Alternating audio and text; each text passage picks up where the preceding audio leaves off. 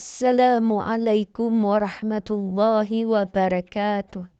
Selamat datang kembali di channel Makhluk Bumi.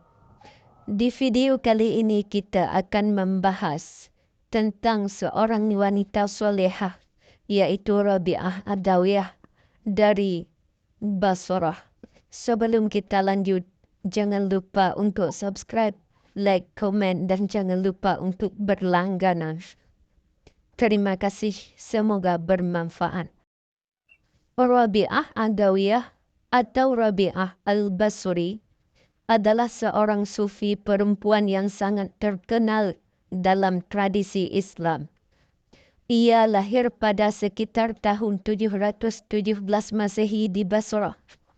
Rabi'ah dikenal sebagai salah satu tokoh sufi yang paling berpengaruh dan dihormati, terutama karena dedikasinya yang mendalam terhadap Tuhan dan pengabdiannya yang penuh cinta dan ketulusan. Kisah Rabi'ah dimulai dengan latar belakang keluarganya yang miskin.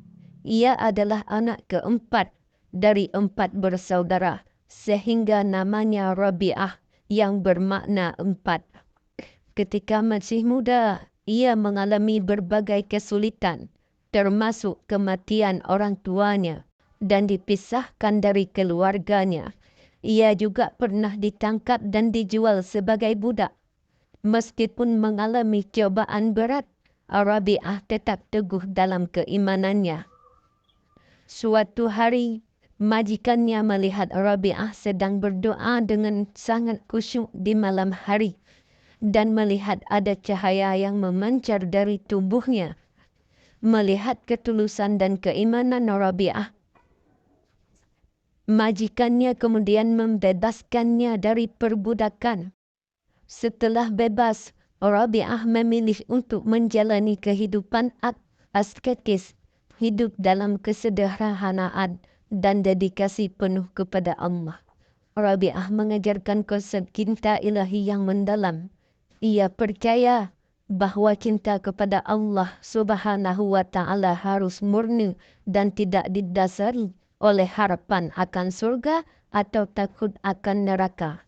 Salah satu kutipan terkenalnya adalah, "Ya Allah, jika aku menyembahmu karena takut akan neraka, bakarlah aku di dalamnya. Jika aku menyembahmu karena mengharapkan surga, jauhkanlah aku darinya. Tetapi jika aku menyembahmu karena cinta kepadamu, janganlah engkau menolak keindahan abadimu dariku." Rabi'ah dikenal juga karena banyak doa dan puisi yang indah dan penuh makna. Ia tidak mencari ketenaran atau pengikut, tetapi kebijaksanaannya menarik banyak orang yang ingin belajar darinya. Meski demikian, ia tetap hidup sederhana dan memilih untuk terus mendekatkan diri kepada Tuhan. Rabi'ah meninggal dunia pada tahun 801 Masehi di Basrah. Warisan spiritualnya terus hidup dan menginspirasi banyak orang hingga hari ini. Rabi'ah Adawiyah adalah simbol ketulusan, pengorbanan dan cinta sejati kepada Allah. Dan karena itulah ia dikenang sebagai wanita paling solehah dalam sejarah Islam. Rabi'ah Adawiyah meninggalkan jejak mendalam dalam tradisi sufisme dan spiritualitas Islam. Warisannya tidak hanya terbatas pada pengikut sufisme, tetapi juga dihormati oleh umat muslim secara umum karena kesalehannya yang luar biasa. Setelah kematiannya, kisah hidup dan ajaran Rabi'ah dicatat oleh para pengikut dan penulis biografi sufi. Beberapa cerita yang terkenal menggambarkan ketulusan dan kesederhanaan. Misalnya, diceritakan bahwa Rabi'ah sering menghabiskan malam-malamnya dalam doa dan ibadah dan jarang tidur. Ia juga dikenal karena puasa yang sering didedikasi penuh terhadap Allah Subhanahu wa Ta'ala dalam setiap aspek hidupnya.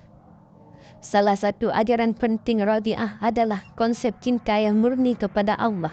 Ia sering menekankan bahwa hubungan seorang hamba dengan Tuhannya harus didasari oleh cinta yang tulus, bukan karena mengharap imbalan atau takut akan hukuman. Cintanya kepada Allah digambarkan begitu mendalam sehingga ia tidak mempedulikan hal-hal duniawi dan sepenuhnya menyerahkan diri kepada kehendak ilahi. Rabi'ah juga memiliki pandangan yang unik tentang kebahagiaan dan penderitaan baginya. Kebahagiaan sejati hanya dapat ditemukan dalam kedekatan dengan Allah.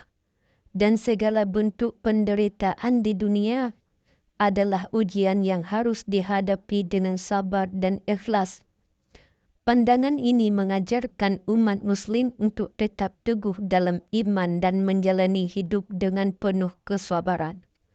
Terlepas dari cobaan dan kesulitan yang dihadapi, puisi-puisi dan doa-doa Rabi'ah Adawiyah yang penuh makna menjadi inspirasi bagi banyak orang. Salah satu puisinya yang terkenal berbunyi, "Hatiku telah bisa menerima setiap bentuk. Ia adalah padang rumput bagi Gadelle dan biara bagi rahib Kristen. Ia adalah kuil bagi berhala dan Ka'bah bagi penziarah. Ia adalah lembaran Taurat dan kitab suci Al-Quran. Aku mengikuti agama cinta. Cinta apapun cara yang ditempuh, itu adalah agamaku dan imanku."